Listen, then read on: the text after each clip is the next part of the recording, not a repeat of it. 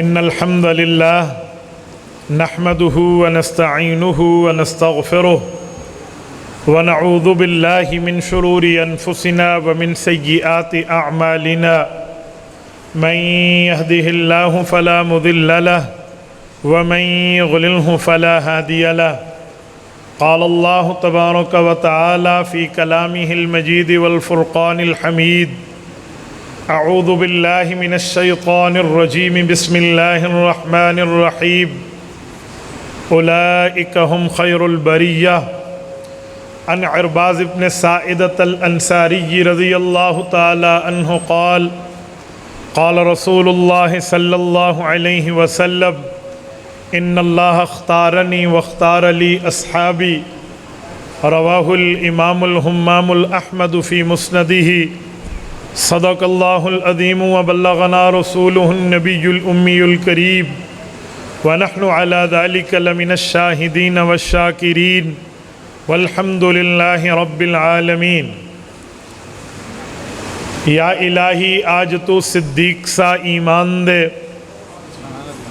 یا الہی آج تو صدیق سا ایمان دے، آنکھ دے اور اسوہ فاروق کی پہچان دے، کر مبرہ عیب سے اور عفت عثمان دے، کر مبرہ عیب سے اور عفت عثمان دے، فقر دے کرار کا اور حیدری اوسان دے. معزز دوستو، آج 22 جولائی 2023 بروز ہفتہ ہے اور میں یہاں ضلع اٹک تحصیل جنڈ میں حضرت مولانا نواب الحسن شہید رحمہ اللہ کے گلشن جامعہ سراج العلوم میں موجود ہوں. عزیزم عمر صدیق صاحب جو ان کے بھانجے ہیں، یہ درمیان میں واسطہ بنے اور اللہ تعالیٰ نے آپ سب علماء اور ان سامعین کی زیارت کی توفیق عطا فرمائی. آج سے کچھ دن قبل میں مدینہ طیبہ میں نبی پاک صلی اللہ علیہ وسلم کی خدمت اقدس میں حاضر تھا، تو وہاں پر ہم نے یہ تاریخ طے کی ہے. حرم کا وعدہ رب کریم نے وفا کر دکھایا اور اللہ تعالیٰ نے عافیت کے ساتھ آپ کی خدمت میں پہنچ عطا فرمائی ہے. میرے دوستو، شہدائے اسلام کانفرنس سے معنون اس پروگرام میں میرے سامنے 3 عظیم القدر شخصیات کا تذکرہ موجود ہے. ایک شہید جسے دنیا دوہرا داماد پیغمبر حضرت عثمان ذو النورین رضی اللہ عنہ کے نام سے جانتی ہے. دوسرے نمبر پہ عظیم شخصیت مدبر وقت حکمران ترجمان نبی امیر المؤمنین حضرت عمر رضی اللہ تعالیٰ عنہ کی شخصیت ہے. اور تیسرے نمبر پہ نواسہ رسول جگر گوشہ بطول شہید کربلا مظلوم شہید حضرت امام علی مقام امام حسین ابن علی رضی اللہ تعالیٰ عنہ کی شخصیت ہے. اگر آپ نے توجہ رکھی تو میں انشاءاللہ آپ کا وقت ضائع نہیں ہونے دوں گا. میں نوجوان آدمی ہوں اور باتیں بھی نوجوان کرتا ہوں، پر اس وقت جب چہروں پر جوانی بھی جھلک رہی ہو. اگر آپ نے مسکراتے چہرے اور ہنستی آنکھوں کے ساتھ میری آنکھوں میں آنکھیں ڈال کر بات سنی تو انشاءاللہ ہمارا وقت قیمتی بنے گا. میرے دوستو، نبی پاک صلی اللہ علیہ وآلہ وسلم کو خاتم النبیین بنا کر رب کریم نے دنیا میں مبعوث فرمایا، تو جب اس پوری کائنات کے ایک چیف گیسٹ کو بھیجا جا رہا ہو تو اس وقت ایسا کچھ نہیں ہے کہ تیاریاں نامکمل ہوں، بلکہ رسالت مآب علیہ الصلوۃ والسلام کے ورود مسعود پر، نبی پاک صلی اللہ علیہ وسلم کی بعثت مبارکہ پر، نبی پاک صلی اللہ علیہ وسلم کی آمد پر اللہ تعالیٰ نے ہر وہ انتظام کر لیا تھا جو انتظام نبوت محمدی کے لیے مطلوب تھا، جو انتظام نبوت محمدی کے لیے موجود ہونا چاہیے تھا. اس طرح کا ہر انتظام نبی پاک صلی اللہ علیہ وسلم کی آمد پر ہو چکا تھا. خود نبی پاک صلی اللہ علیہ وسلم نے اس کا اظہار یوں فرمایا ان اللہ اختارنی واختار لی اصحابی. امام احمد ابن حنبل رحمہ اللہ نے مسند احمد میں، امام حاکم نیشاپوری رحمہ اللہ نے مستدرک علی الصحیحین میں اس حدیث پاک کو جگہ دی ہے۔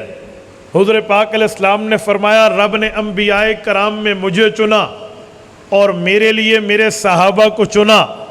تو نبی پاک علیہ السلام کی خدمت کے لیے اللہ نے پیغمبر اور پیغمبر کے صحابہ اور اہل بیت کی جماعت کو تیار رکھا تھا۔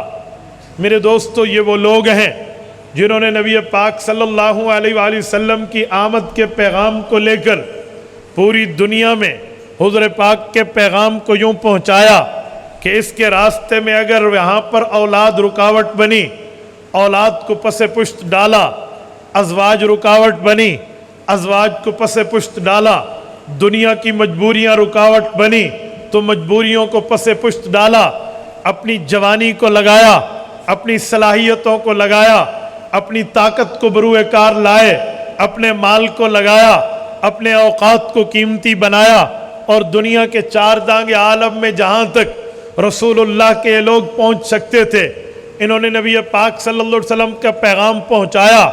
کہتے ہیں موراکو میں جس وقت عقبہ بن عامر پہنچے تو وہاں کے بادشاہ نے پوچھا کیوں آئے، تو انہوں نے ببانگ دہل یہ بات کی تھی کہ ان نخرج العباد من عبادت العباد الى رب العباد۔ ہم نے نبی پاک پہ کلمہ پڑھا، حضور پاک کے ہاتھ میں ہاتھ دے کر نبی پاک سے اس بات کا پرومس اور وعدہ اور عہد میثاق اور پیمان کیا ہے کہ ہم آپ کے دین کو لے کر ہر اس جگہ تک جائیں گے تاکہ لوگ تاکہ دنیا کے بندے بندوں کی عبادت سے نکل کے بندوں کے خدا کی عبادت پہ آ جائیں۔ یہ پیغمبر علیہ السلام پہ ایمان لانے والے دو قسم کے لوگ ہیں، ایک قسم کو ہم صحابہ، ایک کو پہچان کے لیے اہل بیت کہتے ہیں۔ صحابہ کا مطلب کیا ہے، اہل بیت کا مطلب کیا ہے، میں آسان لفظوں میں سمجھانے لگا ہوں۔ صحابہ پیغمبر کے یارانے کا نام ہے، اہل بیت پیغمبر کے گھرانے کا نام ہے۔ ہم اہل سنت والجماعت پیغمبر کا یارانہ بھی مانتے ہیں، ہم اہل سنت والجماعت پیغمبر کا گھرانہ بھی مانتے ہیں۔ میرے دوستو، جن تین شہیدوں پر میں نے آپ کی خدمت میں آج کے عنوان پہ بات کرنی ہے، یہ پیغمبر کے صحابہ میں بھی ہیں، پیغمبر کے اہل بیت میں بھی انہی کو گنا جاتا ہے۔ میں آپ کی خدمت میں سب سے پہلے خلیفہ سوم حضرت عثمان ذو النورین رضی اللہ تعالیٰ عنہ پہ بات کرنے لگا ہوں۔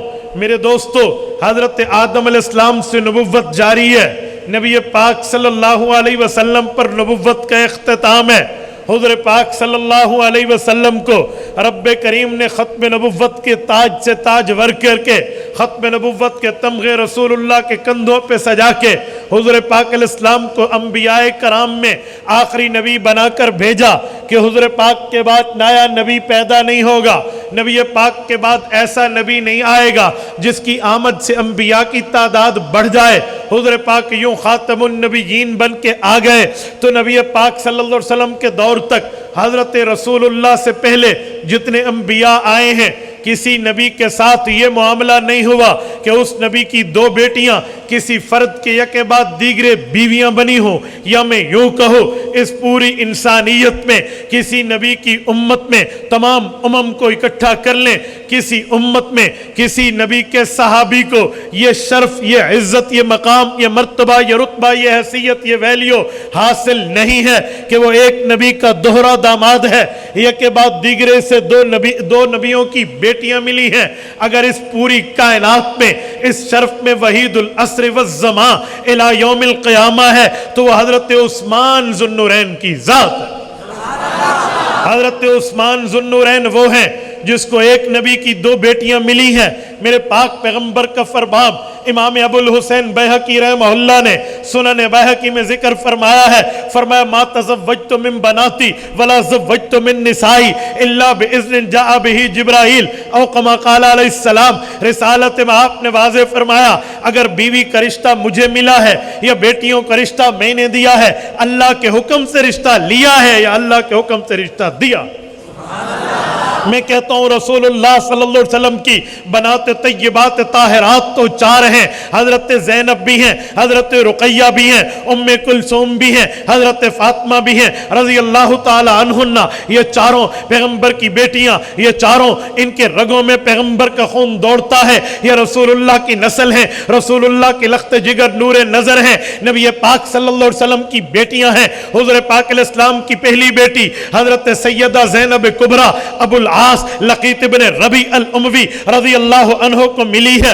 رسول اللہ کی آخری بیٹی حضرت فاطمہ الزہرا رضی اللہ عنہ سیدنا علی المرتضی رضی اللہ عنہ کو ملی ہے۔ حضرت رسول اللہ کی درمیان کی 2 بیٹیاں، دوسرے نمبر پہ بھی تیسری نمبر پہ آنے والی سیدہ ام کلثوم و سیدہ رقیہ رضی اللہ تعالی عنہما حضرت عثمان ذو النورین رضی اللہ تعالی عنہ کو ملی ہے۔ اگر اس حدیث پاک کو دیکھو جس میں حضور پاک نے فرمایا رب نے حکم کیا تو رشتہ دیا، رب نے حکم کیا تو رشتہ لیا، حضرت ابو العاص کے لیے بھی ایک مرتبہ حکم آیا، حضرت علی المرتضی کے لیے بھی ایک مرتبہ حکم آیا رشتہ دے دیں، لیکن عثمان ابن عفان، عثمان ذو النورین، حضرت عثمان غنی رضی اللہ عنہ اس کائنات کے وہ وحید العصر والزمان اکیلی شخصیت ہیں جن کے لیے اللہ نے 2 بار حکم کیا، پیغمبر ایک رشتہ دیا ہے، عثمان غنی کی بیوی بنی ہے، وہ بیوی دنیا سے رخصت ہوئی ہے، دوسری بیٹی کا بھی رشتہ دے دیں۔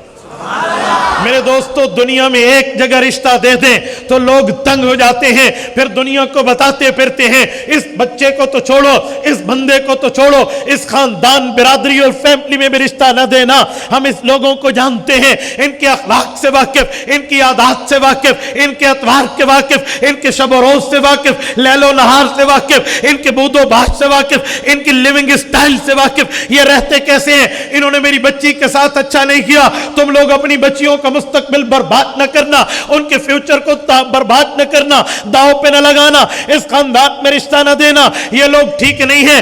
آج کل یہ معاملہ چل رہا ہے، لیکن رسول اللہ صلی اللہ علیہ وسلم نے پہلی بیٹی مدینہ طیبہ ہجرت سے پہلے مکہ مکرمہ میں حضرت عثمان ذو النورین کو دی ہے۔ عثمان ذو النورین نے حضرت ام کلثوم حضرت رقیہ کے ساتھ مکہ مکرمہ سے ایک ہجرت حبشہ کی ہے، ایک ہجرت مدینہ کی ہے، اس لیے ذو النورین کہتے ہیں 2 نوروں والا۔ انہوں نے 2 ہجرتیں کی ہیں۔ جب ہجرت حبشہ ہوئی تھی مکہ مکرمہ سے جدہ آنا پڑتا ہے، جدہ سے ایتھوپیا، آج گوگل میپ نکال کے دیکھ لو کتنے سینکڑوں کلومیٹر کا سفر ہے، ایتھوپیا کو حبشہ کہتے تھے۔ حضرت عثمان غنی اپنی بیوی کے ساتھ جب ایتھوپیا حبشہ ہجرت کے لیے چلے ہیں، میرے پاک پیغمبر کی آنکھوں میں آنسو آئے، فرمائے لوگوں یہ مقام ملا تھا ہمارے والد مکرم حضرت ابراہیم علیہ السلام کو ملا، جنہوں نے حضرت سارہ حضرت ہاجرہ کے ساتھ ہجرت کی، اپنی بیوی کو لے کر چلے تھے۔ اس کے بعد میرے عثمان اور میری بیٹی کو یہ مقام ہے کہ یہ مہاجر بن رہے ہیں۔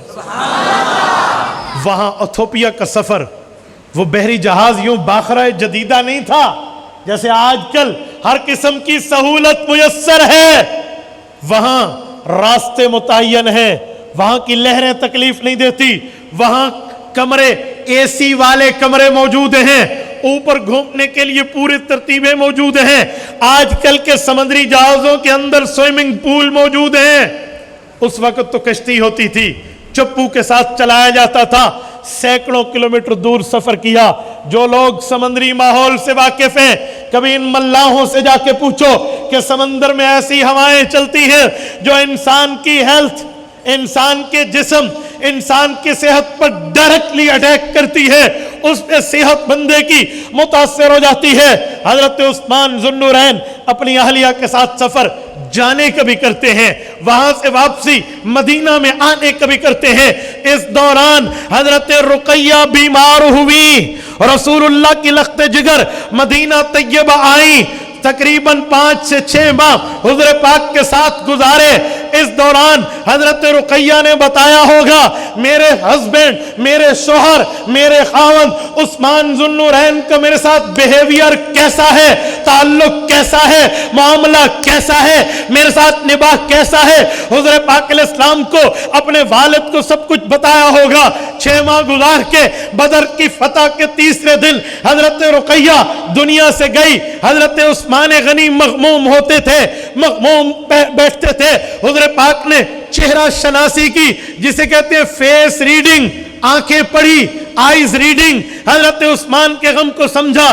پوچھا عثمان آپ غمگین ہیں؟ یا رسول اللہ غمگین کیوں نہ ہو، آپ ہی سے نسبت بنی تھی، آپ سے دامادی کا شرف بنا تھا، آپ کی بیٹی میری اہلیہ اس دنیا سے رخصت ہو گئی، میں اس شرف کو اپنے ساتھ لے کے دنیا سے نہ جا سکا. حضور پاک نے فرمایا عثمان پریشان نہ ہو، میری دوسری لخت جگر نور نظر ام کلثوم کا رشتہ حاضر ہے. میں نے کہا آج کل تو فیملیوں کو بتاتے پھرتے ہیں یہاں رشتہ نہ دینا، حضور اس گھر میں دوسرا رشتہ دے رہے ہیں، تو عثمان کا کتنا اچھا تعلق حضور کی بیٹی سے ہوگا، کتنا پیارا تعلق، کتنا لولی ریلیشن شپ ہوگا between in the husband and wife. اس خاوند بیوی کے درمیان اللہ نے کتنی محبت، مودت، تعلق، عقیدت، یگانگت رکھی تھی، کتنا پیار رکھا تھا کہ حضور پاک صلی اللہ علیہ وسلم اپنے ہاتھوں سے دوسرا رشتہ دے رہے ہیں. یہ واحد عثمان ذو النورین ہے جو نبی کے گھر سے 2 مرتبہ دلہا بنا ہے. اگر کل قیامت میں یہ اعلان ہو جائے کہ 1,24,000 انبیاء کرام کی تم میں وہ خوش نصیب اٹھے، تم میں وہ شخص اٹھے جس کو ایک نبی کی 2 بیٹیاں یکے بعد دیگرے بطور بیوی ملی ہوں، یقین مانیے حضرت آدم علیہ السلام کی امت اس شرف سے خالی، حضرت نوح علیہ السلام کی امت اس عزت سے خالی، حضرت موسیٰ علیہ السلام، حضرت عیسیٰ علیہ السلام، چلو حضرت عیسیٰ کی شادی نہیں ہے لیکن حضرت موسیٰ علیہ السلام کی تو شادی ہے سیدہ صفورہ سے، ان کی امت اس شرف سے خالی. اسی طرح حضرت ابراہیم، حضرت اسماعیل، حضرت یعقوب، حضرت اسحاق، حضرت یوسف، حضرت دانیال، تمام انبیاء کی اس شرف سے خالی ہے. وہ ایک شخص بھی نہیں لا سکتے جس کے عقد میں نبی کی 2 بیٹیاں موجود ہوں. یہ شرف ہے تو امت محمدیہ کو ہے، اور اس شرف سے مشرف ہے تو عثمان ذو النورین. یہ 18 ذو الحجہ کا شہید ہے جس کا تذکرہ میں نے اول نمبر پہ کیا. میرے دوستو حضرت عثمان ذو النورین کی شہادت کہاں ہے؟ مدینہ طیبہ میں ہے. یہاں پر سوال اٹھتا ہے حضرت عثمان ذو النورین رضی اللہ عنہ کو مدینہ طیبہ میں شہید کیا گیا تو مسلمان کیوں نہیں اٹھے؟ صحابہ کیوں نہیں اٹھے؟ ان بےایمانوں بلوائیوں سے بدلے کے لیے نبرداز ماں کیوں نہیں ہوئے؟ میدان کارزار کو گرم کیوں نہیں کیا؟ میدان جہاد میں جہاد کے معاملے سے پیش آ کر ان ظالموں کی گردنیں کیوں نہیں اڑائی؟ تو اس کا ایک ہی جواب ہے کہ یہ عثمان ذو النورین کا صبر تھا اور ان کا حکم تھا کہ مدینہ کی زمین پہ میری ذات کی وجہ سے خون نہیں بہے گا. آپ اٹھائیے خطبات علی رضی اللہ عنہ. حضرت علی المرتضیٰ فرماتے ہیں ہمارے ہاتھ امیر المؤمن کے حکم سے بندھے ہوئے ہیں، ہم آگے مقابلے کے نکلتے ہیں. عثمان فرماتے ہیں جی نہیں، میں نے نبی پاک سے ایک وعدہ کیا تھا. امام ابن عساکر نے تاریخ ابن عساکر میں روایت اپنی سند سے ذکر کیا ہے. حضور پاک علیہ السلام نے حضرت عثمان سے وعدہ لیا تھا، یا عثمان لعل اللہ یکمسک قمیصا فإن ارادک المنافقون ان تخلع فلا تخلع لهم. عثمان ایک وقت آئے گا رب تمہیں عزت کی قمیض یعنی خلافت کے شرف سے مشرف کرے گا. اگر منافق آئیں اور کہیں کہ یہ خلافت کی قمیض اتاریں یعنی خلافت چھوڑیں، مجھ تک آنا برداشت کر لینا، خلافت سے دستبردار مت ہونا. حضرت عثمان فرماتے میں نے تو رسول اللہ سے وعدہ لیا ہے، میرا تو نبی پاک علیہ السلام سے عہد ہو چکا ہے، لہٰذا میری ذات کی خاطر حضور پاک علیہ السلام کے شہر میں خون بہے یہ مجھے قبول نہیں ہے. وفاء الوفا باخبار دار المصطفیٰ امام سمودی رحمۃ اللہ علیہ نے لکھا ہے کہ حضرت معاویہ بن ابی سفیان رضی اللہ عنہما نے حضرت عثمان کو خط لکھا تھا کہ امیر المؤمنین دمشق تشریف لائیے، میرے پاس آ جائیے.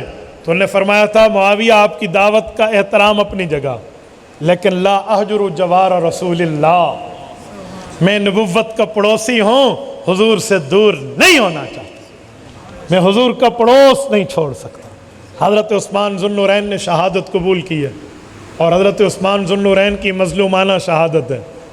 یار حیرانگی کا مقام ہے، مدینہ طیبہ کا وہ کنواں جسے بئر روما کہتے ہیں، یہ مدینہ طیبہ کے کئی کنویں تھے لیکن یہ وہ کنواں ہے جہاں کے پانی کو نبی پاک علیہ السلام نے پسند فرمایا، لیکن وہ کنواں ایک یہودی اور غیر مسلم کے ہاتھ میں ہے. اور اس نے اپنی طرح طرح کی پانی بیچنے کی شرطیں لگا رکھی ہیں۔ حضور پاک علیہ الصلوۃ والسلام کے پاس جبرائیل آئے، فرمایا میرا اللہ کہتا ہے کہ جو شخص اس کنویں کو خریدے گا مسلمانوں کے لیے، ہم اس کو جنت عطا فرمائیں گے۔ نبی پاک نے اعلان فرمایا، حضرت عثمان نے ہاتھ کھڑا کیا، حضرت عثمان گئے حضور پاک علیہ السلام کی طرف سے اس یہودی کا کنواں بیچو، انہوں نے کہا جی نہیں بیچ سکتا۔ کہا یار جو ریٹ لیتا ہے لے لے، منہ مانگی قیمت لے لے، انمول بنا لے، بتا تو دام بتا ہم دیں گے۔ جب اس نے حضرت عثمان کو دیکھا، ان کے جانتا تھا کہ بزنس مین ہے، جانتا تھا کتنا کاروباری آدمی، کتنا بڑا تاجر ہے، اور مدینہ طیبہ کے بازار میں حضرت عثمان کی حیثیت کیا ہے، تو اس نے کہا بھر لو گے دام؟ کہا جی ہاں۔ کہا ایک شرط کے ساتھ بیچوں گا، آدھا کنواں بیچوں گا، پورا نہیں بیچوں گا، اور اتنے کا بیچوں گا، ممانگا ریٹ دیا۔ حضرت عثمان نے فرمایا آدھا کنواں بیچنے کی تشریح کر لے، میں ریٹ دینے کے لیے تیار ہوں۔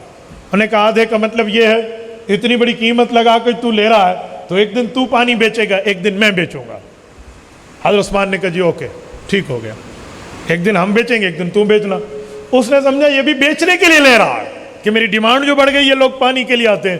حضرت عثمان کے بیچنے کا معنی اور تھا، ان اللہ اشترى من المؤمنین انفسهم واموالهم بان لهم الجنہ۔ مومن اپنا مال اپنا جان تو اللہ کو دے دیتا ہے، اللہ خرید لیتا ہے۔ اسے کیا پتا کہ بیچنا درہم اور دینار کا ہے یا رب غفور کا ہے۔ انہوں نے کہا جی بہت اچھا، آدھی قیمت دی اور لے لی۔ حضور پاک علیہ السلام کے پاس آئے، اور نبی پاک کی حدیث کے لفظ بڑے سمجھنے والے ہیں۔ حضور نے فرمایا کہ یہ کنواں ہم نے لیا، یہ نہیں فرمایا عثمان نے لیا۔ عثمان کے مال کو اپنا مال سمجھا حضور نے، یہ کنواں ہم نے لیا ہے، اور ہم نے باہم مشورے سے یہ اعلان کر دیا کہ جو بندہ پانی لینا چاہے وہ ہمارے دن کی باری میں فی سبیل اللہ لے جائے، فری آف کاسٹ، کوئی پیسہ نہیں، ہم نے اللہ سے اجر لینا ہے۔ تو جس دن فری آف کاسٹ پانی اس اچھے کنویں کا مل رہا ہو، دوسرے دن کسی نے کوئی پاگل تو نہیں ہونا کہ یہودی سے جا کے داموں کے ساتھ خریدے۔ تو یہودی کا کاروبار تو ماند پڑ گیا، وہ حیران ہو گیا، یار یہ کیسا تاجر ہے۔ وہ ذلیل و خوار ہو کے حضرت عثمان کے دروازے پہ آیا، کہا کیسے آئے؟ کہا آدھا اور بھی لے لو۔ اب حضرت عثمان کا جواب ہے، نبی پاک علیہ السلام سے مشورے پر ہے، فرمایا ٹھیک ہے شام کو بات کریں گے۔ شام ہوئی تو کہا جی ہم آدھا کنواں اور بھی لیں گے، لیکن ایک شرط ہے۔ تو نے بھی شرط لگائی تھی، ہم بھی لگائیں گے، تو خود آفر کر رہا ہے۔ کہا جی کون سی؟ کہا یہ ساتھ پورا بئر روما کا باغ بھی بیچے گا، تاکہ یہودیت کی نسل یہاں کنویں کے قریب پاؤں بھی نہ رکھ پائے نا، تو یہاں سے کپڑے جھاڑ اور اٹھ۔ انہوں نے کہا جی ٹھیک ہے اس کا بھی ریٹ لگائیں۔ وہ ریٹ دیا اور اس کو بگا دیا۔ قربان جائیں حضرت امام اعظم ابو حنیفہ رحمہ اللہ کی فقاہت میں۔ حضرت امام صاحب نے بائع بالشرط کا جو اصول وضع کیا ہے وہ حضرت عثمان کے اس عمل سے کیا ہے کہ اگر کوئی خود آفر کر رہا ہو کہ یہ چیز لیں تو آپ ایک جائز شرط لگا کر لے سکتے ہیں اسے۔ تو یہ بئر روما کا کنواں خریدا۔ اس بئر روما کا کنواں حضرت عثمان کے پیسوں سے خریدا ہوا ہے۔ ان ظالموں نے اس کنویں کا پانی بھی عثمان پہ بند کر دیا تھا۔ یہ ایک دن نہیں ہے، یہ 40 دن ہے۔ 40 لفظ کہنا بڑا آسان ہے، میں 40 دن کہہ رہا ہوں، 40 گھنٹے بھی نہیں کہہ رہا۔ پاکستان میں کل روزہ 14 سے 15 گھنٹے کا ہوتا ہے، گرمیوں کے اگر بڑے دن بھی لے لیں تو 14 سے 15 گھنٹے کے بعد جب افطاری کا وقت ہوتا ہے تو کھانا ایک طرف، پانی کا جگ ہمارے سامنے ہوتا ہے۔ یہ 14 سے 15 گھنٹے کا روزہ ہے، عثمان کا 40 دن تک پانی بند ہے۔ آپ اندازہ لگائیے۔ حضرات حسنین رضی اللہ عنہ، میں حضرت حسین پہ تفصیلی آگے جا کے بات کروں گا، یہاں ایک نقطہ دیتا ہوں۔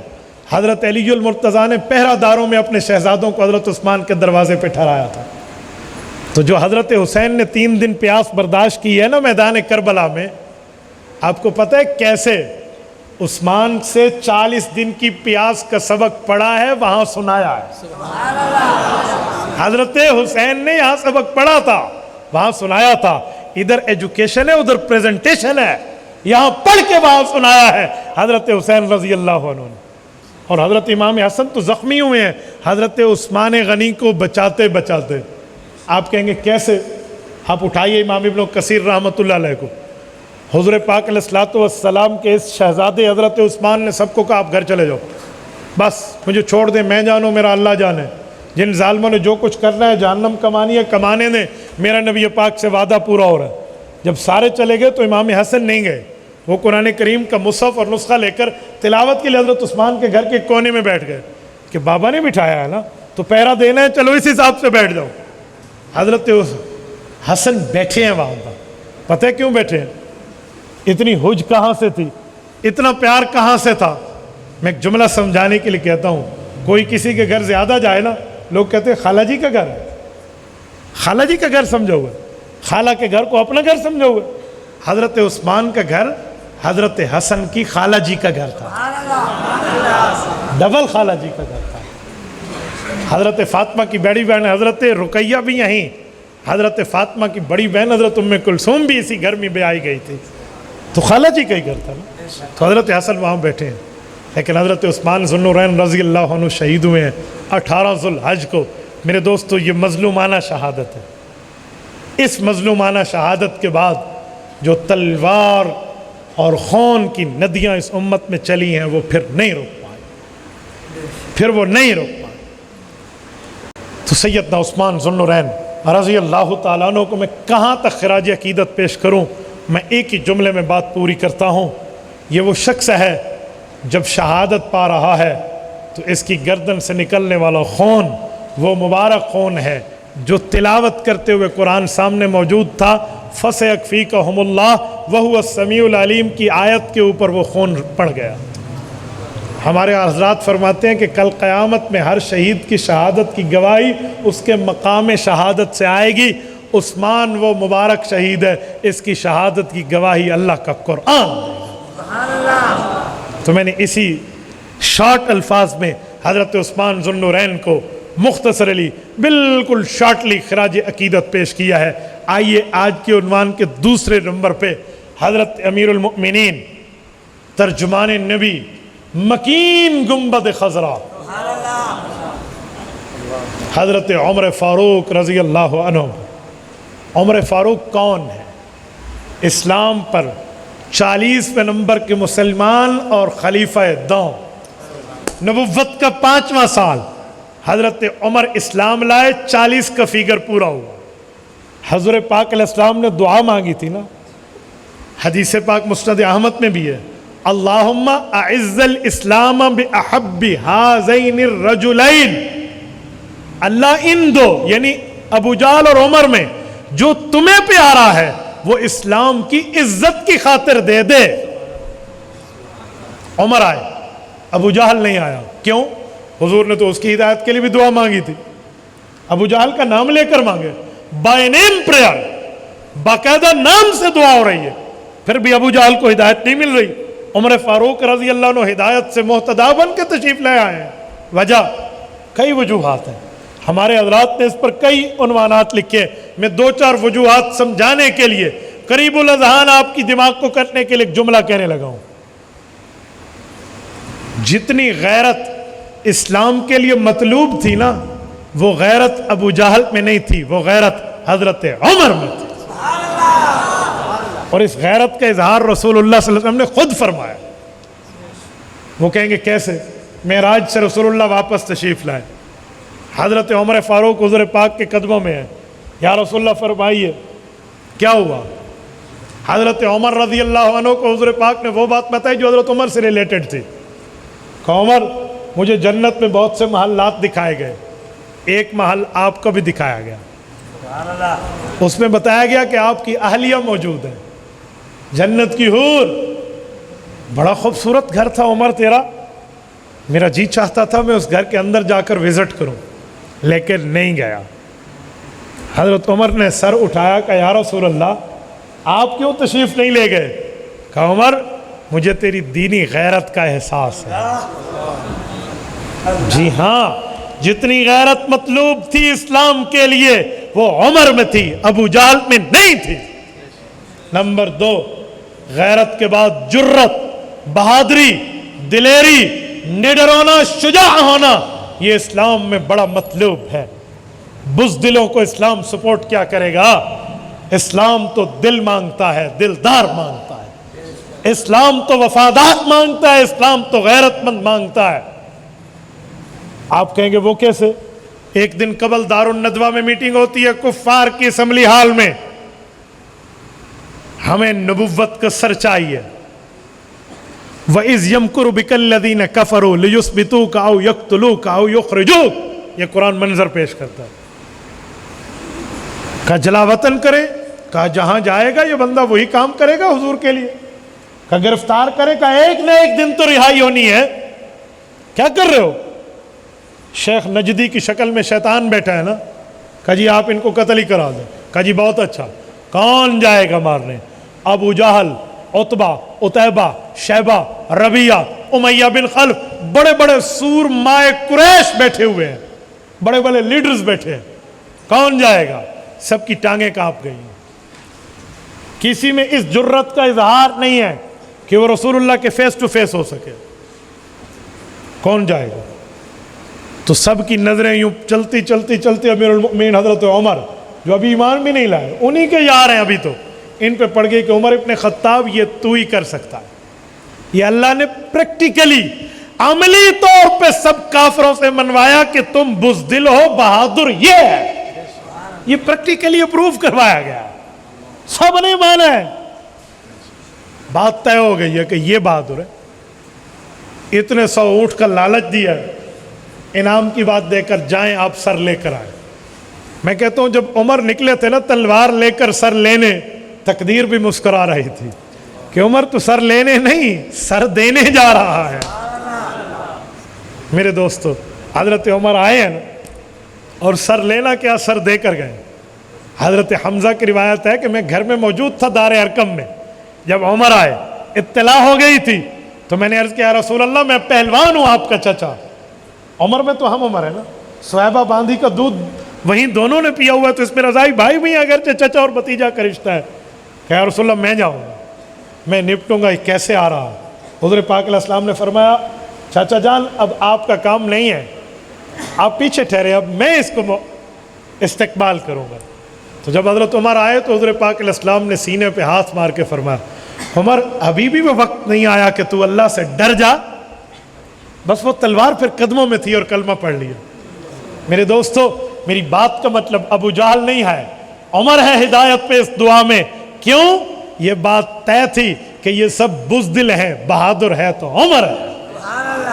نمبر 3, ابو جہل کو ہدایت نہیں ملی دعا میں, حضور پاک کی دعا پہ حضرت عمر کو ملی. وجہ یاد رکھیں, دشمن 2 طرح کا ہوتا ہے. ایک وہ ہے جو آپ کے دلائل کو جانتا ہے پھر ضدی اور ہٹ درم ہے, اور ایک وہ ہے جو آپ کے مذہب سے ناواقف ہے. اس کے سامنے دلائل نہیں ہے, اس کے سامنے پروف ایویڈنس ثبوت نہیں ہے, وہ صرف ناواقف ہے آپ سے. دونوں دشمنوں کی حیثیت میں فرق ہے. ایک کافر جاہل ہے, ایک کافر معاند ہے, بڑا فرق ہے. ابو جہل کافر معاند تھا, ضدی تھا, وہ نبوت کی معجزات کو دیکھ چکا تھا, وہ حضور پاک علیہ السلام سے واقف تھا, چھپ کے راتوں کو تلاوت سننا اس کا مشغلہ تھا. طفیل ابن عمر دوسی جب ایمان لائے, اتنا بڑا بندہ قبیلہ دوس کے مہمان اس کا تھا, اس نے جا کر بتایا یہ شاعر نہیں ہے, یہ نبوت کا معجزہ ہے. پر ابو جہل ان تمام باتوں کے بعد بھی ضدی اور ہٹ درم رہا. عمر فاروق اسلام سے ناواقف تھے, ضدی نہیں تھے. آپ کہیں گے دلیل, میں دلیل اخذ کرنے لگا ہوں. فاطمہ بنت خطاب کے پاس آئے تھے, بہن کے پاس. سعید ابن زید جو عشرہ مبشرہ کے 10ویں نمبر کے صحابی ہیں, یہ حضرت عمر کے بہنوں ہی ہے نا, انہی کی بیوی فاطمہ حضرت عمر کی بہن تھی, جن کے گھر میں جا کے بہن کو مارا تھا. تو فاطمہ بنت خطاب نے کہا تھا عمر مار لے, اگر قرآن کی وجہ سے مارتا ہے تو یاد رکھ میں بھی اسی خطاب کی بیٹی ہوں جس کا تو بیٹا. تو جب بہن اس طرح جری ہو کر آنکھوں میں آنکھیں ڈال کے بھائی کو جواب دے, بھائی غیرت مند ہو تو بندے کا کلیجہ پانی پانی ہو جاتا ہے. اور اس وقت جب بہن کا چہرہ لہولہان ہو چکا ہے, حضرت عمر نے پوچھا اچھا مجھے نسخہ دکھا, کیا پڑھ رہی تھی؟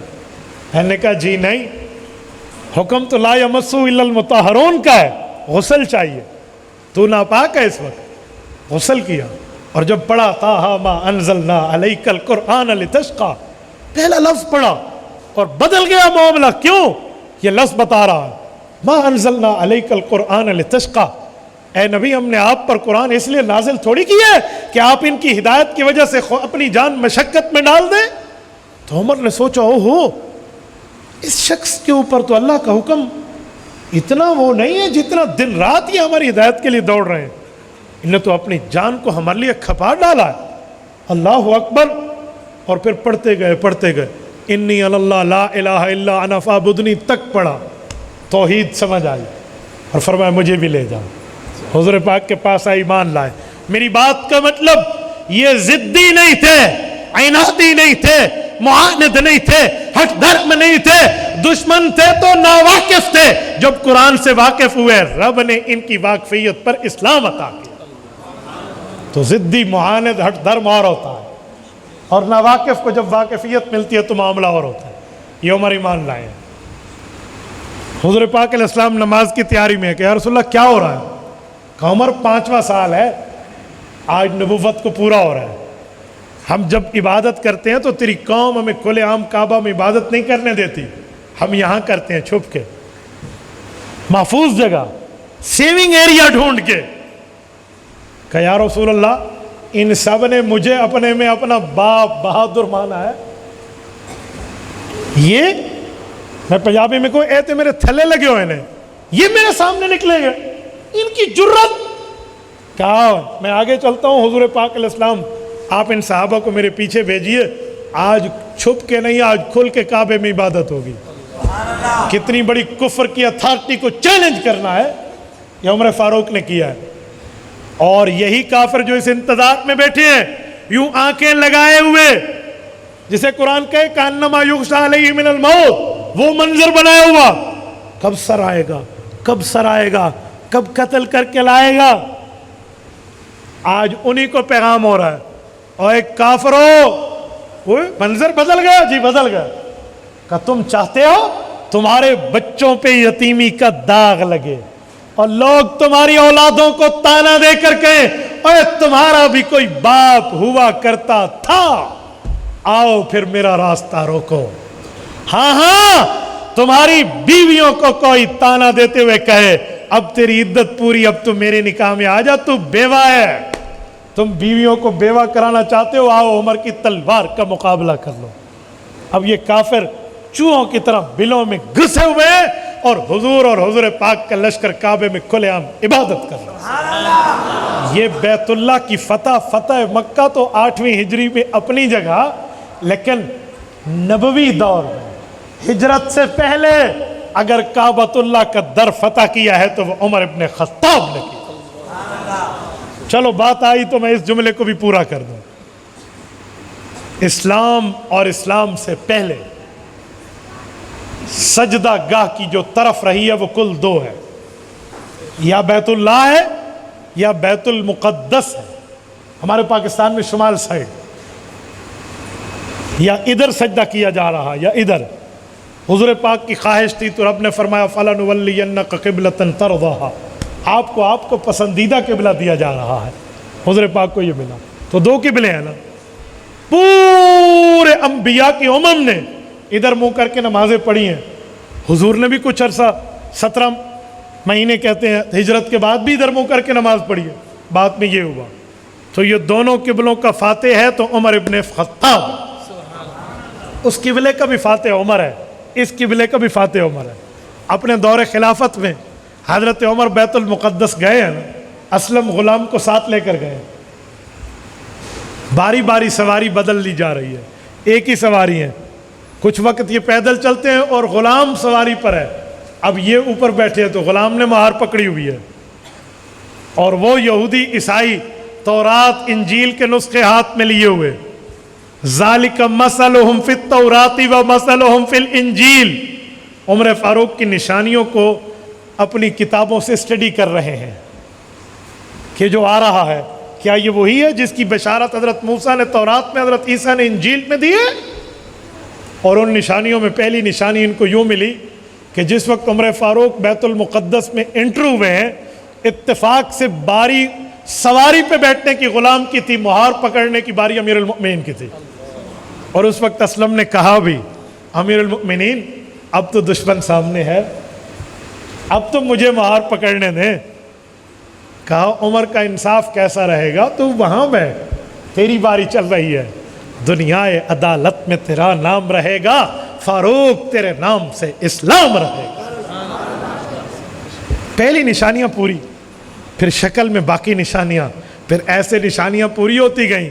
یہ عیسائیوں کے پریسٹ پادری یوں ہاتھوں میں تشت میں رکھ کے چابیاں بیت المقدس کی حضرت عمر کی جھولی میں ڈال رہے ہیں، بغیر خون کا قطرہ گرے عمر فاروق نے بیت المقدس کو فتح کر کے اسلام کی جھولی میں ڈالا۔ اس کائنات میں پوری دنیا کی مخلوقات نے اسلام نے عبادتیں کی ہیں تو دو قبلہ کی طرف کی ہیں، ان دونوں قبلوں کا فاتح ہے تو عمر فاروق ہے۔ اس سے بڑا مقام مرتبہ آپ اور کیا مانیں؟ اور میں نے یہاں لفظ بولا ہے ترجمان نبی، ابھی بھائی یہاں اپنے منظومانہ کلام میں بھی پڑھ رہے تھے کہ عمر فاروق رضی اللہ عنہ پہ قرآن بولا۔ کیسے؟ کھولیے 18واں پارہ، پہلا صفحہ۔ رب کریم نے رسول کریم صلی اللہ علیہ وسلم پر قرآنی آیات نازل فرمائی ہیں۔ انسان پیدا کیسے ہوتا ہے، انسان ماں کے پیٹ میں کیسے رہتا ہے، انسان کی تخلیق کیسے ہوتی ہے، یہ 18واں پارہ ہے، سورۃ مؤمنون ہے، آیت نمبر 12 13 14 15 ہے، 16 بھی ہے۔ رب کریم کی بات جبرائیل امین لے کر آئے، وَلَقَدْ خَلَقْنَا الْإِنسَانَ مِنْ سُلَالَةٍ مِّن طِينٍ۔ جامع البیان پڑھنے لگا ہوں۔ اے اللہ کے نبی رب فرماتے ہیں میں نے آدم علیہ السلام کو مٹی سے پیدا کیا، پھر اس کی نسل سے مخلوق چلائی۔ مخلوق کیسے بنی ہے؟ فرمایا ثم جعلناہ نطفۃ فی قرار مکین، پانی کی بوندوں کو جمع کیا ماں کے سینے اور باپ کی کمر سے، ماں کے مرہم میں رکھ دیا، فی قرار مکین، بڑی آرام دہ جگہ ہے، یہاں پانی کی بوند موجود ہے۔ ثم خلقنا النطفۃ علقۃ، پھر ہم نے اس پانی کی بوند کو، جمے ہوئے خون، پانی کی بوند کو ایک جمے ہوئے خون کی شکل میں بدلا ہے۔ ثم خلقنا النطفۃ علقۃ فخلقنا العلقۃ مضغہ، وہ جمع ہوا خون گوشت کے لوتھڑے میں بدلا ہے۔ فخلقنا المضغۃ عظاما، اس گوشت کے لوتھڑے پہ ہڈی ڈالی ہے۔ فکسونا العظام لحما، پھر ان ہڈیوں پہ گوشت چڑھایا ہے۔ ثم انشأناہ خلقا آخر، پھر ہم نے انسان کو خوبصورت پیاری حسین و ماجبین و دل نشین شکل دی ہے۔ آیات اتر رہی ہے، حضور پاک پڑھ رہے ہیں، صحابہ سن رہے ہیں۔ امام طبری نے جامع البیان میں لکھا ہے حضرت عمر نے یہ بات سنتے سنتے رسول اللہ پر آیات کے نزول کے بعد یہاں ایک جملہ اپنے رب کی تعریف، اپنے رب کی ثنا خوانی کرتے ہوئے، اپنے رب کی حمد بیان کرتے ہوئے فرمایا اچھا پانی کی بوند، جمع ہوا خون، گوشت کا لوتھڑا، اس پہ ہڈی، پھر ہڈی پہ خون اور خوبصورت شکل، فتبارک اللہ احسن الخالقین، میرے مولا بابرکت تخلیق ہے آپ کی ہے۔ عمر کا جملہ پورا ہوا، جبرائیل امین نے فرمایا میرے اللہ نے مجھے یہی جملہ وحی بنا کر آپ پہ اتارنے کے لیے فرمایا۔ جبرائیل نے قرآن اتار دیا، فتبارک اللہ احسن الخالقین۔ یہ ہے ترجمان نبی جو یوں کلام کرے اور قرآن بن کے رب اتار کے رکھ دے۔ اس سے اگلی سورت سورۃ النور اٹھائیے، سورۃ النور۔ سیدہ کائنات ام المؤمنین حضرت عائشہ صدیقہ رضی اللہ عنہ پہ الزام لگا۔ نبی پاک علیہ السلام نے مشورہ کیا، مختلف مشورے آئے، لیکن عمر کا مشورے سے پہلے سوال تھا کہ یا رسول اللہ میں پوچھنا چاہتا ہوں اس سے نکاح آپ کا کس نے کیا تھا؟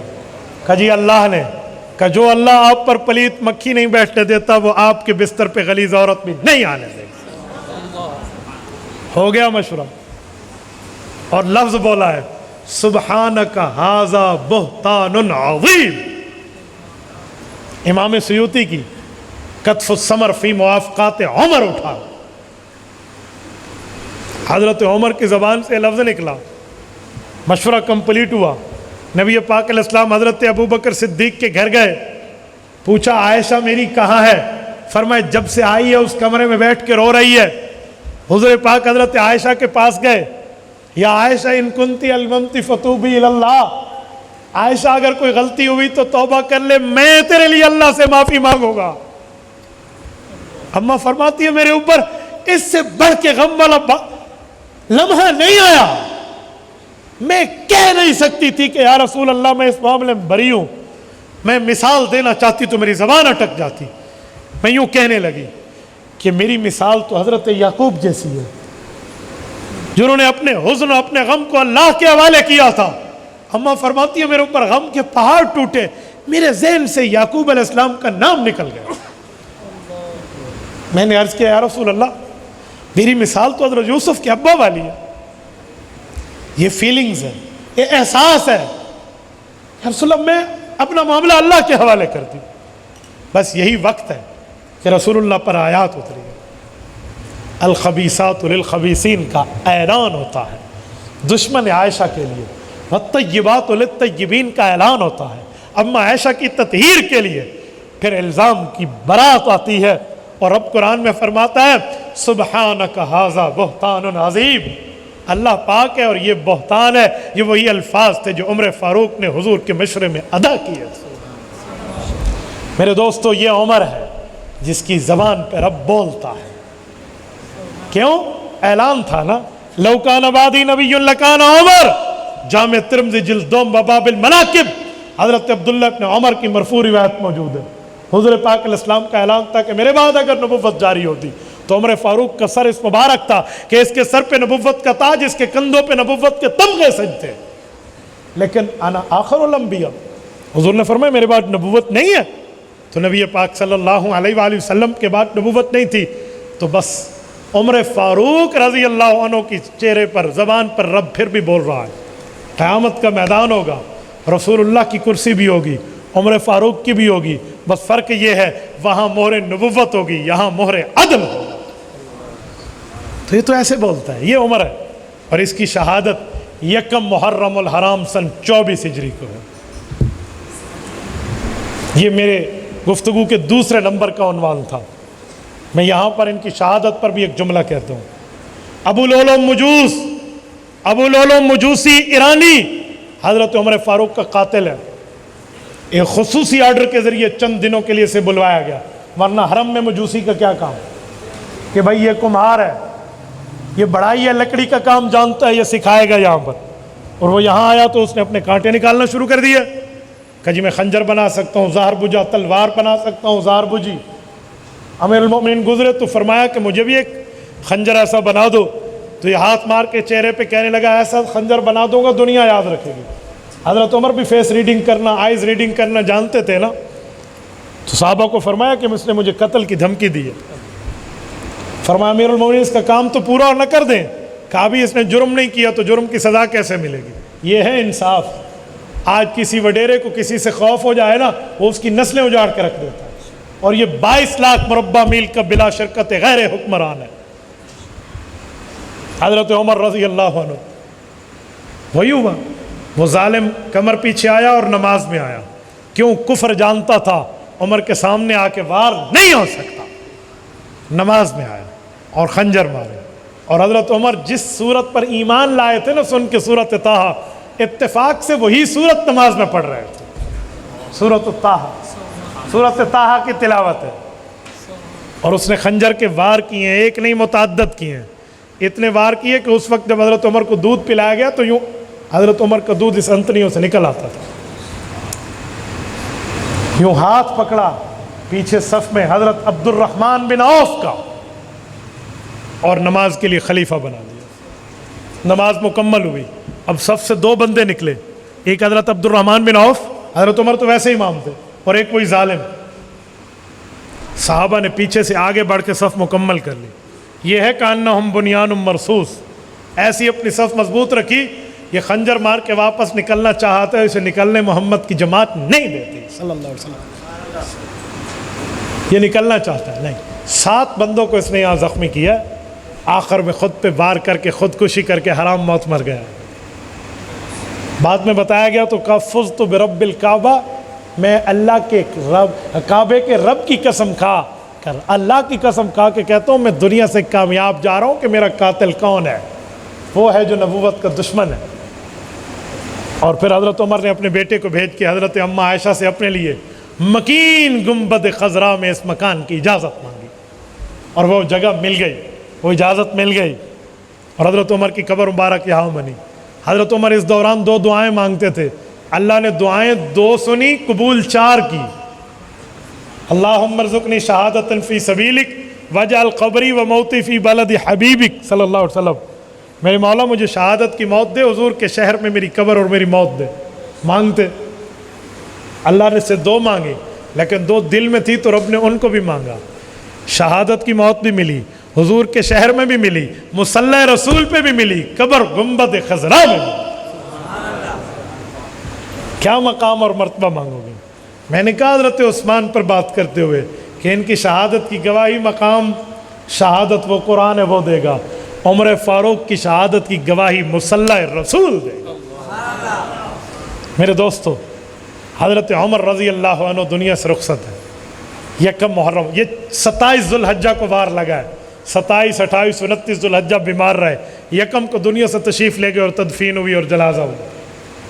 اور یہاں رک کر بھی ایک جملہ کہتا ہوں، آپ کا ذوق تازہ ہے؟ آپ کا ذوق تازہ ہے؟ سنیں گے جملہ؟ آج کل ایک بات بڑی عام کی جا رہی ہے کہ حضرت عمر کی شہادت ذوالحجہ کی آخری تاریخوں میں ہے، 27 ذوالحجہ، 28 ذوالحجہ، 26 ذوالحجہ۔ یہ سنیوں نے 1 محرم صرف حضرت عمر کی شہادت کو اس لیے بنایا کہ حضرت حسین کی شہادت کی ویلیو کو کم کر دیں۔ آپ نے بھی سنا ہوگا، نہیں سنا تو ہم نے سنا ہے۔ بدھو قوم کا اعتراض ہے جو عقل سے بھی پیدل ہے۔ یار حضرت عمر کی شہادت اس لیے 1 کی بنائی ہے بقول تمہارے کہ حضرت حسین کی شہادت کی ویلیو کم ہو، اور دماغ خراب، کبھی کیلنڈر کو بھی دیکھا ہے تم نے؟ تمہیں کوئی کیلنڈر سے کوئی واسطہ آستہ، کوئی ریلیشن شپ، کوئی تعلق ہے؟ حضرت حسین رضی اللہ عنہ کی شہادت 10 محرم الحرام سن 61 ہجری کو ہے، اور حضرت عمر کی شہادت 1 محرم الحرام سن 24 ہجری کو ہے۔ حضرت حسین کی شہادت سے 37 سال پہلے حضرت عمر کی شہادت ہے۔ ابھی تو حضرت حسین رضی اللہ تعالی عنہ کے والد کی شہادت نہیں ہوئی جب عمر فاروق دنیا سے گئے ہیں، وہ 1 محرم تھا۔ کیوں 10 محرم ڈی ویلیو ہوتی؟ ابھی تو وہ 10 محرم بنا ہی نہیں تھا۔ اور کوئی کیلنڈر بھی پڑھا ہے تم نے؟ کوئی تاریخیں بھی جانتے ہو؟ کوئی نالج آف ہسٹری اس کے ساتھ بھی کوئی واسطہ ہے؟ عجیب اعتراض ہے۔ پوری امت کو گدھے کی چال چلانے کی نیت کر بیٹھے ہو کہ ہر بندہ تمہاری طرح بدھو دماغ ہے، وہ 37 سال کا ڈیفرنس نہیں دیکھ سکتا۔ حضرت عمر کی شہادت حضرت حسین سے 37 سال پہلے ہے۔ تمہیں کس نے کہا بھی ڈی ویلیو کرنے کے لیے؟ اور نمبر 2، اگر 1 مہینے میں 2 شہادتیں ہو جائیں رسول اللہ صلی اللہ علیہ وسلم کے ایمان لانے والوں کی، تو دوسری شہادت ڈی ویلیو ہو جاتی ہے۔ اور ظالم تمہیں رمضان نظر نہیں آتا؟ 3 رمضان المبارک حضرت فاطمہ کا انتقال، 10 رمضان المبارک حضرت خدیجہ کا انتقال، 17 رمضان المبارک اماں عائشہ کا انتقال، 21 رمضان المبارک حضرت علی المرتضیٰ کا یوم شہادت۔ کیا کہیں گے؟ رمضان کی عزت کم ہو گئی ہے؟ کیا دماغ ہے؟ اور پھر حضرت حسین کی شہادت کی کم کی بات کرنے والوں، یہ وہ کہہ سکتے ہیں جو حسین اور عمر میں محبت نہیں نفرت مانے، اگر دوسرا اس کا کوئی غیر آ گیا ہے۔ نہیں، یہ تو ایک گھر کے ہیں، ایک گھر کے نہیں ہیں۔ بولیے، کہہ دوں میں کہہ دوں پوری بات؟ آؤ میں جملہ کہتا ہوں۔ حضرت عمر کو حضرت علی المرتضیٰ نے اپنی بیٹی ام کلثوم کا رشتہ دیا ہے۔ حضرت علی حضرت عمر کے سسر ہیں، عمر علی کا داماد ہے، حضرت فاطمہ حضرت علی حضرت عمر کی ساس ہے، عمر فاروق حضرت فاطمہ کے داماد ہیں، حسن اور حسین برادر اللہ، یہ برادر نسبتی ہیں، حضرت عمر ان کے بہنوئی ہیں، حضرت عمر کی پاس بیوی حضرت ام کلثوم بنت علی ہے، حضرت عمر رضی اللہ عنہ داماد حیدر ہیں، عمر فاروق کا بیٹا حضرت علی کی بیٹی عمر کی بیوی سے پیدا ہوا جس کا نام زید بن عمر بن خطاب ہے، یہ زید بن عمر حضرت عمر کا بیٹا، حضرت فاطمہ کا نواسا، حضرت عمر کا بیٹا، حضرت علی کا نواسا، حضرت عمر کا بیٹا، حضرت حسن کا بھانجا، حضرت عمر کا بیٹا، حضرت حسین کا بھانجا، اور حضرت حسن حسین ان کے ماموں لگتے ہیں۔ 10 کتابیں میری اور 10 کتابیں میرے مخالف کی، دنیا کی ہر عدالت میں یہ فقیر پیش کرنے پہ تیار تھا، تیار ہے، تیار رہے گا۔ عجیب بات ہے، یہ تو ایک گھر ہے، یہ کوئی آج رشتہ نہیں ہوا کہ میں کہوں یہ نئی بات ہے۔ اگر اپنی بیٹی ام کلثوم کے لیے ان کے والد مکرم سیدنا حیدر کرار رضی اللہ عنہ نے اگر کوئی لائق فائق رشتہ سمجھا تھا تو عمر ابن خطاب کا سمجھا تھا۔ بھانجے اور ماموں میں منافقت کا رشتہ ہوتا ہے، اور سسر اور داماد میں، ساس اور داماد میں، سالے اور بہنوئی میں نفرتوں کے رشتے ہوتے ہیں۔ رات میں جلسے میں ایک پرچی آئی کہ حضرت فاطمہ کے گھر کا دروازہ حضرت عمر نے توڑا تھا، ان کو لات ماری تھی۔ میں نے کہا سوال کرنے والے کی اپنی ساس سے نہیں بنتی، یہ حضرت عمر کی ساس اور داماد کو لڑا رہا ہے۔ اپنی ساس نال تیری گھر بڑھ دی کوئی نہیں، بے ساس تے کوئی شناختی کارڈ دے بغیر گھر بڑھن نہیں دی، الویندہ تو حضرت عمر تھے، تیرا اپنا معاملہ ہے۔ یہاں نفرت ہے، یہ کذاب والی بات کر کے، جھوٹ بول کے تم داغدار تو علی کے گھرانے کو کرنے چاہ رہے ہو کہ ان کے گھر کی خواتین کی نعوذ باللہ کوئی عزت اچھال جاتا تھا اور یہ اٹھتے بھی نہیں تھے۔ علی بزدل نہیں ہے، علی بہادر ہے۔ لا فتح الا علی ولا سیف الا ذوالفقار، علی کے پاس تو ذوالفقار جیسی تلوار ہے، اور تمہارے اونٹ پٹان کے قصے سنانے والے ہمیں سناتے رہتے ہیں کہ وہ اٹھتی تھی تو 7 آسمان چیر دیتی، گرتی تھی تو 7 زمینیں چیر دیتی۔ اب وہ تلوار کہاں گئی جو اپنی وائف کے لیے، اپنی بیوی محترمہ کے لیے نہ نکلے؟ اور ظالم تو حضرت علی پر بول رہا ہے، یہ ایسی بات نہیں ہے۔ یہ تو وہی ہے جیسے کہتے ہیں نا، کھڑک سنگھ کے کھڑکنے سے کھڑکتی ہیں کھڑکیاں، کھڑکیوں کے کھڑکنے سے کھڑکتا ہے کھڑک سنگھ۔ یہ ادھر کا ادھر، ادھر کا ادھر جھوٹ ہے۔ یہ بکریوں کے سنگ بھیڑوں کو اور بھیڑوں کے بکریوں کو لگائے ہوئے ہیں۔ کیا صحابہ اور اہل بیت میں نفرتیں بتاتے ہو؟ یہاں محبتیں ہیں، قرآن کہتا ہے یہاں محبتیں ہیں۔ وَاعْتَصِمُوا بِحَبْلِ اللَّهِ جَمِيعًا وَلَا تَفَرَّقُوا وَاذْكُرُوا نِعْمَةَ اللَّهِ عَلَيْكُمْ إِذْ كُنْتُمْ أَعْدَاءً فَأَلَّفَ بَيْنَ قُلُوبِكُمْ فَأَصْبَحْتُمْ بِنِعْمَتِهِ إِخْوَانًا۔ اللہ کا قرآن سورت نمبر 4 سورت نساء 4 پارہ 2 صفحہ، رب کریم آیت نمبر 107 سورت نساء میں فرماتے ہیں وَاذْكُرُوا نِعْمَةَ اللَّهِ عَلَيْكُمْ، محمد کریم کی جماعت صحابہ اور اہل بیت اس وقت کو یاد کرو، اِذْ كُنْتُمْ أَعْدَاءً، اسلام سے پہلے تم ایک دوسرے کے دشمن تھے، فَأَلَّفَ بَيْنَ قُلُوبِكُمْ، رب نے تمہیں ایمان کی دولت دی، تمہیں محبت دے دی، فَأَصْبَحْتُمْ بِنِعْمَتِهِ إِخْوَانًا، ایک رات نہیں گزرے تم سگے بھائی سے زیادہ محبت کرنے والے ہو۔ یہاں نفرتیں نہیں تھی، یہاں نفرت پنپی ہی نہیں ہے، یہاں نفرت آئی ہی نہیں ہے، یہاں نعمت ہی اخوانہ کی بھائیوں والا تعلق ہے۔ تو یہ دوسرا شہید یکم محرم کا آج کے عنوان پہ حضرت عمر فاروق ہے۔ آؤ اسی عنوان پہ تیسرے ٹاپک پہ نواسہ رسول، جگر گوشہ بطول، شہید کربلا، حضرت علی المرتضیٰ کے آنکھ کے تارے، حضرت حسین ابن علی سمیت ان کا قافلہ 10 محرم الحرام سن 61 ہجری میدان کربلا میں شہید کر دیے جاتے ہیں۔ شہادت کے اسباب کیا ہیں، علل کیا ہیں، ریزن کیا ہے، بیس کیا ہے، بنیاد کیا ہے، وجوہات کیا ہے؟ توجہ رکھنا، میں جملہ سمجھانے لگا ہوں۔ حضرت علی المرتضیٰ رضی اللہ عنہ کی شہادت ہوتی ہے۔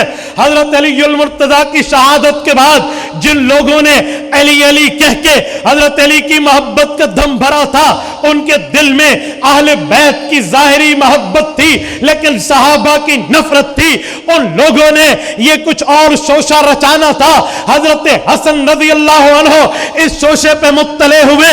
حضرت امام حسن رضی اللہ عنہ نے امت کو ایک کرنے کے لیے، اجتماع امت مسلمہ کے لیے اپنی حکومت اپنی سلطنت، اپنی خلافت حضرت معاویہ بن ابی سفیان رضی اللہ عنہ کو جا کے دے دی، اپنی خلافت ان پہ قربان کر دی۔ حضرت معاویہ سے حضرت عمر، حضرت امام حسن نے صلح کر لی، امام حسین نے صلح کر لی، کوفہ واپس آئے۔ حضرت علی کے نام لیوا تھے بظاہر، لیکن ان کے دل میں آل بیت اور صحابہ کا بغض تھا۔ یہ بجائے کہ حضرت حسن کو یا امیر المؤمنین کہتے، انہوں نے یا مذل المؤمنین کہا کہ تم نے معاویہ بن ابی سفیان سے صلح کر کے ہمیں ذلت کی گڑھ میں ڈالا۔ امام حسن ان سے تنگ ہوئے، امام حسین ان سے تنگ ہوئے، ان کا دوست قیس بن سعد بن عبادہ ان سے تنگ ہوئے۔ یہ تینوں دوستوں نے کوفہ چھوڑا، مدینہ آئے، مدینہ منورہ میں تادم وفات رہے، حضرت معاویہ کے ساتھ صلح رکھی، محبت رکھی، یاری رکھی، محبت و مودت رکھی، عقیدت کا معاملہ رکھا، تعلقات رکھے۔ پھر ایک وقت آیا حضرت معاویہ دنیا سے چلے گئے، لیکن ان کوفی بے ایمانین کے دل میں حضرت حسن، حضرت حسین سے بغض لینے کی، بدلہ لینے کی نحوست زدہ آرزو موجود تھی۔ انہوں نے اس کے بدلے کے لیے حضرت امام حسین کو خط لکھے، حسین تیرے بغیر ہم ادھورے، حسین تیرے بغیر ہم نامکمل، حسین تیرے بغیر ہم سے عبادتیں نہیں ہوتی، ریاضتیں نہیں ہوتی، دین پہ عمل نہیں ہوتا، شریعت کو بجا نہیں لا سکتے۔ حسین آئیے، حسین پہنچیے، حسین قیادت کیجئے، حسین سمجھائیے، حسین ہمارے سروں پہ دست شفقت رکھیے۔ پدری محبت کا واسطہ، مادری محبت کا واسطہ، نبوت سے تعلق کا واسطہ، اسلام کا واسطہ، دین کا واسطہ، شریعت کا واسطہ، مذہب کے واسطے دیے۔ حضرت حسین کو کوفہ بلوایا، حضرت حسین آئے، جب کوفہ پہنچے یزید کا ایک گورنر ابن زیاد آیا، کوفی وفادار، اوپر کے تھے، اندر سے غدار تھے، نام لیوا اوپر سے تھے، اندر سے فسادی تھے، اپنے اوپر سے تھے، اندر سے بیگانے تھے۔ ابن زیاد کے ایک کے آنے پہ ہزاروں کوفی جو خط لکھنے والے، ہزاروں کوفی جو بلانے والے، ہزاروں کوفی جو یہاں پر آ کر حضرت حسین کو دعوت دینے والے تھے، بدل گئے۔ جب حضرت حسین پہنچے، حضرت حسین آل اولاد کے ساتھ پہنچے، شیرخوار بچوں کے ساتھ پہنچے، بیوی کے ساتھ پہنچے، فیملی کے ساتھ پہنچے، بچوں کے ساتھ پہنچے۔ ان ظالموں نے ابن زیاد کی یزیدی فوج میں خود کا نام لکھوایا، اس کی کثرت کو بڑھایا، حسین ابن علی کا مقابلہ کیا۔ حضرت حسین رضی اللہ عنہ کے لیے ان میں کوئی نہ نکلا، ایک نکلا جسے دنیا حر کہتی ہے۔ آج بھی حر کی نسل کو اہل سنت خراج عقیدت، سلام عقیدت پیش کرتے ہیں۔ وہ غیرت مند تھا، وہ ادھر آیا، 72 سے 73 ہوئے، ان کے ساتھ رہا۔ باقی کوفی ظالم حضرت حسین کا مقابلہ کرنے کے لیے، اپنے اس بغض کا بدلہ لینے کے لیے کہ ان کے بڑے بھائی نے، انہوں نے حضرت معاویہ سے صلح کی تھی، ابن زیاد کا لشکر بن کے اس بے ایمان کے ہاتھوں کو مضبوط کر کے حضرت حسین کی شہادت میں انہوں نے کردار ادا کیا اور حضرت حسین کو شہید کیا۔ میں تاریخ کے انمٹ نقوش میں ببانگ دول یہ بات کرتا ہوں کہ حسین ابن علی مدینہ میں شہید نہیں ہوئے، مکہ میں شہید نہیں ہوئے، عراق کے کوفہ کے اس ایریا میں جا کے شہید ہوئے۔ جو لوگ خود کو حسینی محبت کا دم بھرنے والا کہتے تھے، میرے گھر میں میرے بڑے کی ڈیتھ ہو جائے میں اس میں شامل کیسے نہیں؟ اگر میں اپنے مہمان کو بلاتا ہوں تو ایز اے چیف گیسٹ اس کی ریسپیکٹ کرنا، یہ میری دینی رسپانسبلٹی ہے، میری ضرورت ہے، میں اس کی حفاظت کروں گا۔ اور تمہیں تو اپنے بچوں پہ کھیل کے، اپنے بیٹیوں پہ کھیل کے، اپنے بیٹوں پہ کھیل کے، اپنی عزتوں، اپنی جانوں پہ کھیل کے نواز رسول کا تحفظ کرنا تھا۔ تم نے تو محبت دینی تھی، تم نے تو اطاعت کرنی تھی۔ ظالموں، تم نے تاریخ میں اپنا نام اس منحوسیت کے ساتھ لکھوا دیا ہے کہ تادم عزیز تم پہ لعنتیں برستی رہے۔ میں آج بھی کہتا ہوں، حضرت امام حسین کے قاتلوں پہ اللہ لعنت کرے، ان کے آوان و انصار پہ لعنت کرے۔ ہم کل بھی حسینی تھے، ہم آج بھی حسینی ہیں، ہمارا یزید سے کوئی واسطہ نہیں ہے، ہم یزیدی نہیں ہیں، ہم حسینی ہیں۔ میری اتنی چھوٹی عمر تھی، میں نے اپنے والد مکرم حضرت شیخ الحدیث مولانا محمود الحسن قریشی رحمہ اللہ بچپن میں ابا سے پوچھا، میں نے کہا ابا جی ہم حضرت حسین کے ساتھ ہیں، یہ یزید کا معاملہ کیا ہے؟ میرے بچپنے کو دیکھ کے میرے والد محترم نے ایک ہی جملے میں، ایک گولڈن چین میں، ایک سنہری لفظ میں مجھے سمجھایا کہ بیٹا ہم حسینی ہیں، ہم کربلا میں ہوتے ہماری لاش حضرت حسین کے ساتھ ہوتی۔ میں یزید کو بھی برابر کا بندہ سمجھتا ہوں اس میں شریک، کہ اس نے بدلہ نہیں لیا باوجود طاقت کے، باوجود اپنی موت تک حضرت حسین کے قتل کو چارج شیٹ میں نہیں لایا، ان کا ٹرائل نہیں چلایا، ان کے معاملات جب ان کے قاتل ان کے سامنے گئے لعنت لعنت کر کے بھگا دیا۔ یہ بدلہ تھا حضرت حسین کی شہادت کا، میں برابر کا شریک سمجھتا ہوں، لیکن بلانے والے تو یہ ظالم تھے۔ تبھی تو حضرت زینب نے ہاتھ اٹھائے تھے اپنے بھائی کی شہادت کے بعد اور فرمایا تھا اللہ میرا قاری شہید کیا ہے، قیامت تک ان کا قاری کوئی نہ ہو، میرے حافظ کو مارا ہے، قیامت تک ان کا حافظ کوئی نہ ہو، میرے بھائی کا خون بہا ہے، قیامت تک ان کا خون بہتا رہے۔ اور علی کی صاحبزادی، علی کی شہزادی حضرت زینب بنت فاطمہ رضی اللہ عنہا کی بد دعا مقبول اور قبول ہے۔ میرے دوستو حضرت حسین کو اس مظلوم طور پہ شہید کر کے اور اس کے بعد توابین کی جماعت بنائی۔ مختار سقفی کی قیادت میں جو توابین بنی ہے یہ کون ہے؟ کہ ہم نے غلطی کی ہم توبہ کرتے ہیں کوفہ والے۔ ابھی بھی میں کسی اور کے نام حضرت حسین کا خون دیکھو اور ظالمو تم نے حسین حسین کر کے کیا سے کیا کر دیا۔ ان ظالموں نے شہادت کرائی ہے، اور صرف حضرت حسین کی حد تک نہیں ہے، علی المرتضیٰ کے 9 بیٹے میدان کربلا کے شہید ہیں۔ حضرت علی المرتضیٰ کے 9 بیٹے میدان کربلا کے شہید ہیں۔ میں گنوائے دیتا ہوں، محمد الاوسط ابن علی، ابو بکر ابن علی، عمر ابن علی، عثمان ابن علی، عبید اللہ ابن علی، جعفر ابن علی، عبداللہ ابن علی، عباس ابن علی، حسین ابن علی رضی اللہ عنہم۔ حضرت علی المرتضیٰ کے 9 بیٹے ہیں۔ میں کہا کرتا ہوں اگر ان 9 بیٹوں کو شامل نہ کیا تو 72 تن تمہارا ابا بھی پورا کن کے مجھے نہیں دکھا سکتا۔ جو 72 تن ہے شہداء کربلا کے، یہ علی المرتضیٰ کے 9 بیٹے ہیں۔ پر افسوس 2 بیٹوں کا ذکر ہوتا ہے، حضرت غازی عباس کا اور حضرت حسین رضی اللہ عنہ کا، باقی 7 بھی تو اولاد علی ہیں، ان کے رگوں میں بھی تو خون حیدری دوڑتا ہے۔ ان کو بھی یاد کیا جائے، ان کو یاد کیوں نہیں کرتے؟ کیا یہی وجہ ہے کہ ان میں صحابہ کے نام موجود ہیں؟ بھائی یہاں پر اپنے بغض کو ایک طرف رکھ کے سچائی کو ایکسپٹ کرنا چاہیے، سچائی کو قبول کرنا چاہیے۔ یہ ایسے نہیں ہے کہ اس کو راہ جاتے بعد نہ چھوڑ دے، یہ کبھی سچائی چھپ نہیں سکتی، بناوٹ کے اصولوں سے خوشبو آ نہیں سکتی، کبھی کاغذ کے پھولوں سے۔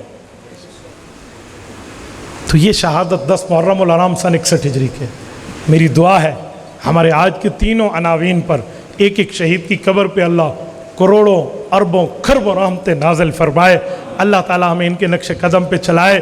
اقول قولی ھذا واستغفر اللہ وآخر دعوانا ان الحمد للہ رب العالمین۔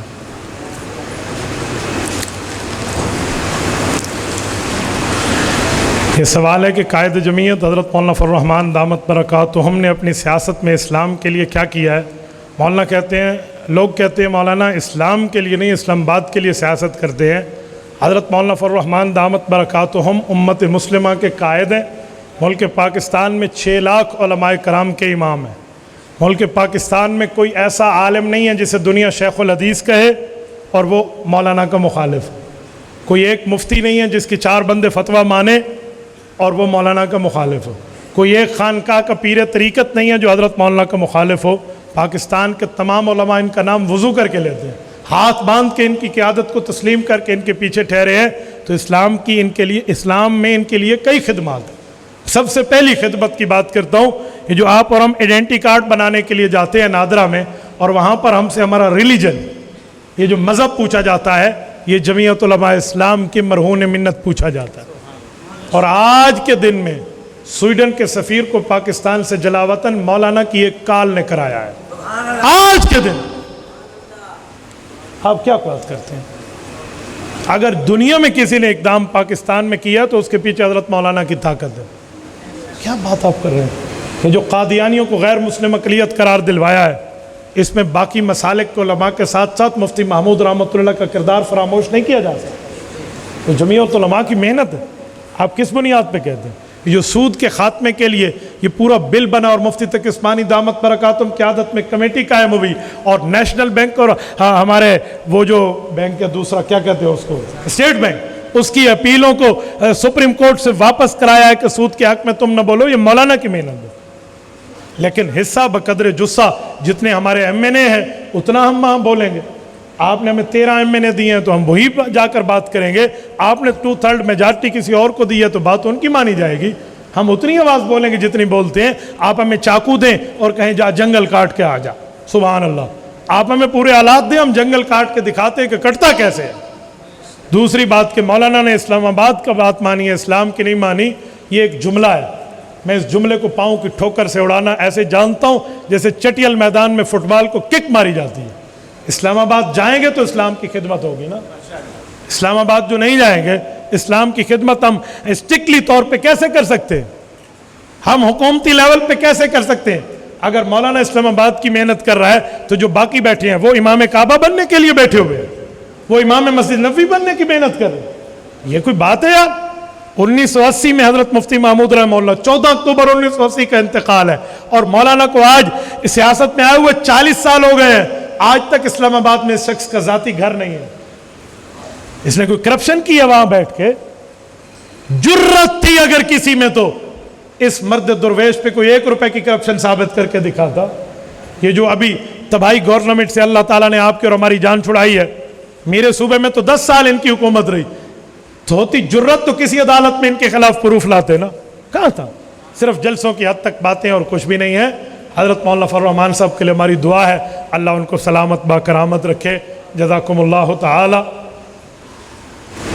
مفتی صاحب یوٹیوب کے بارے میں، یوٹیوب پر مختلف قسم کے معاملات چلتے ہیں۔ یہ کہتے ہیں جو یوٹیوب کا کاروبار ہے، اگر اس کا کنٹینٹ جو آپ چیز اپلوڈ کر رہے ہیں وہ حلال ہے، جائز ہے، اس پہ کوئی ناجائز نہیں ہے، تو اس کی ارننگ پر بہتر یہ ہے نہ لیں، لیکن اگر کوئی لے لے تو ہم حرام کا فتویٰ نہیں دیتے، اس کی وجہ کہ اس کا کنٹینٹ جائز ہے۔ لوگ کہتے ہیں اس پر تصویریں آتی ہیں، عورت کی آتی ہے، فلاں آتی ہے، بھائی جو دیتا ہے اس کا جرم ہے۔ کیوں؟ ہم تو لینے جاتے ہیں لیکس، اس پر لڑکی کی تصویر کیوں دیتے ہیں؟ ہم لینے جاتے ہیں ٹوتھ پیسٹ، اس پہ عورت کی تصویر کیوں دیتے ہیں؟ تو کیا اس ٹوتھ پیسٹ پر عورت کی تصویر آ جانے سے کاروبار حرام ہو جائے گا؟ یہ نہیں ہے۔ اس بارے میں علماء کا مختلف قول ہے، کچھ اس کو اس طرح، کچھ اس کو اس طرح کہتے ہیں، دونوں جگہ موجود ہے بات۔ آپ کو جس کا مناسب لگے آپ اس پہ عمل کریں، دوسرے کے اوپر بک بک بندہ نہ کریں۔ میری گفتگو براہ راست یہ پوری دنیا میں نشر ہو رہی ہے۔ آپ مفتی عبدالواحد قریشی لکھیں، فیس بک پہ آپ کو 1.5 ملین پلس فالوورز ملیں گے، ڈیلی کے بیانات، ڈیلی کے لیکچرز آپ سن سکیں گے۔ یہی بات آپ یوٹیوب پہ لکھیں، روزانہ کی چیزیں آپ تک پہنچے گی۔ اللہ تعالیٰ آپ کو رحم صراط مستقیم عطا فرمائے۔ جزاکم اللہ تعالی، وآخر دعوانا ان الحمد للہ رب العالمین۔